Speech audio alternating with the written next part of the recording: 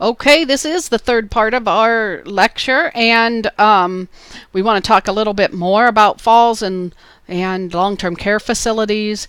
Remember that we want to look at falls and address them from multiple standpoints, and our interventions need to cover the resident, family, and staff, the environment, medications, the resident assessment. It's going to cover all kinds of components. It's really important for exercise programs. I can tell you that one of the residents at Tiger Place, who's been in a scooter for years and years, started doing some exercises with the physical therapist on core body strength because she wanted to do more to be able to help the aides when she's getting in and out of bed. It ended up that she was able to, after about 6 weeks, she was able to sit herself up in bed by herself, get her feet on the floor and stable, and then stand on her own. And she hadn't been able to do that in years. Now, that took two things: the physical therapy order, and it also took that residence being a little stubborn and insistent that she was going to keep doing it. So those are pretty important interventions, and they can make a pretty big impact. We know exercise programs can be assistive, both with balance and strength.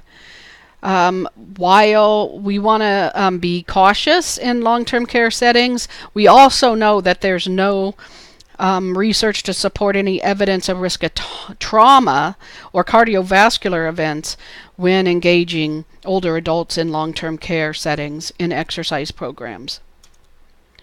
So we do want to focus on that safe environment. We've talked about eliminating hazards, make sure we have good call buttons, good lighting, frequent surveillance. Now, some of the interventions that are in the literature right now deal with hourly rounding or leadership rounding, but that can make a huge difference. So if people come by every hour and say, "Hey, can I get you anything?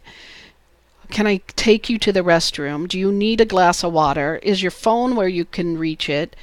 Not, "Can I get you anything at all?" and make it seem like you are being a maid, but what can I help you with so that you don't get up and head to the bathroom without assistance? Also make sure that the resident's trained with use of mobility devices, and the staff too, for gait belts and low beds. Make sure the room's arranged for safety, and then that medication management. But we definitely don't need to change what's not broken. So these 90-year-olds ride the donkey into town every time they head to town, and they're doing just fine. So evaluate, continue to strengthen, but don't worry about what isn't broken. Alarms and restraints. Now, first of all, I need to say that restraints are not allowed in long-term care. A side rail is considered a restraint in long-term care. A bedside table that's pushed up in front of the person so they can't stand up would be considered a restraint in long-term care. There's quite a few limitations on restraints in long-term care settings that are not present in the hospital. Alarms might facilitate the remote detection of a patient trying to get up, and it might act as a reminder for the patient to ask for help. The problem with some of those alarms is there's so many alarms going off, or the resident's so far from the nurse's station. When that alarm goes off, people either have to run a long ways, or they begin to ignore it because it's probably a false alarm, which means when the real alarm comes, the person ends up on the floor. Physical restraints also increase the risk of serious injury with a fall, and so no type of restraints are recommended in long-term care. I think this is a great picture. Shouldn't we all have a toilet with a cushy seat and access to our computer and phones and fax machines? We do want to make environmental modifications, but not all environmental modifications might be in the resident's best interest. Some of the things we've talked about already are listed here, but also think about grab bars in the bathroom or other areas. We have a resident at Tiger Place that has a grab bar beside the bed and one in the bathroom that hooks from the ceiling to the floor. It's really great. We want to also look at wheelchair position and make sure our residents are seated in the wheelchair correctly. If they lean over too far or lean to the side or slide down, they're going to come out of that wheelchair. There are other protective devices such as night lights or hip padding, other kinds of padding.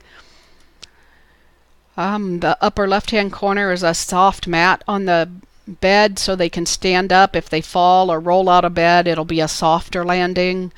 We can put a bed all the way down to the floor. It doesn't have to be raised up a little bit more.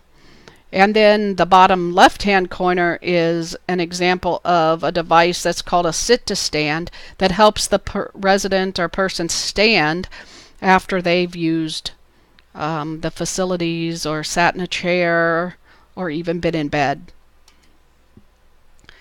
This is an example of a Mary Walker. Not all Mary Walkers are helpful, but they can help individuals to have some stability and also to be able to sit down when they get tired. The key to Mary Walkers is if they have to be adjusted correctly for the resident's height. Otherwise, the resident may end up with some permanent contractures for bending over and trying to reach the device without toppling over. They can also be some sense of false security because this resident could still topple over if they're leaning too far forwards, backwards, or side to side. There is a strap here, and it helps so they don't end up all the way on the floor. But if you found someone hanging by this strap, you'd still have to fill out an incident report because it would be an inappropriate use and they would probably not be able to get themselves up. So exercise intensity is the big challenge in long-term care sites. We want to make sure that we can use the environment and keep people moving to their absolute maximum ability. So this cartoon says the doctor said he needed more activity, so now I hide his remote a few times a week, and he'll start looking for it. Here's a case study. Janet K is 81. She's been living at home with her husband, and she got out of bed early one morning and tripped over her telephone cord. She broke her hip.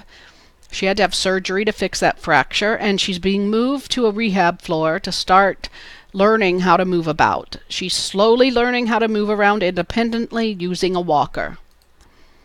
So what if Janet needs extra help in learning to use her walker?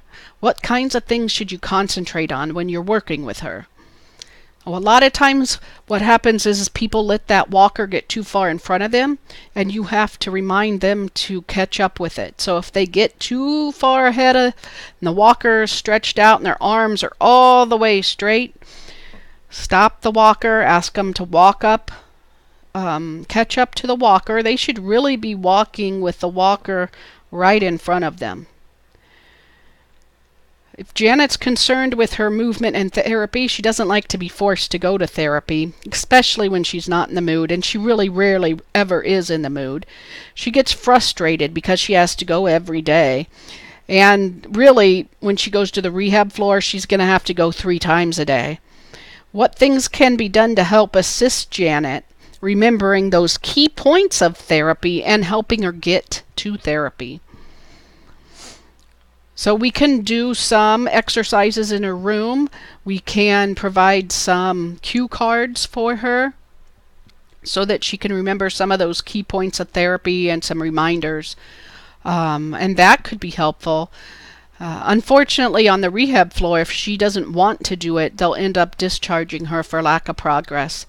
And then her new hip has the potential to lock up and she'll develop contractures.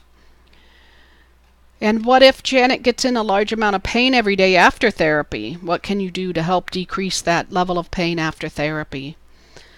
It might actually help to give her some pain medicine before therapy and make sure those pain medicines are timed appropriately before therapy.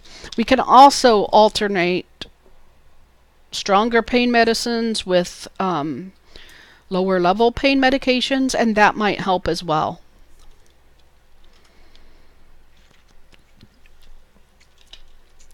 So it's important that you assess that the walker is fit and our residents are using them appropriately. So our residents shouldn't have to bend over to use the walker. Their hands should be able to be slightly bent, their elbows slightly bent. When their hands are touching the walker, they should keep it close to them and walk with it right in front of them. We want to make sure that we promote independence with our older adults, and if they can't do anything else than wash their face, still ask them to wash their face. Get them involved in that technique and therapy.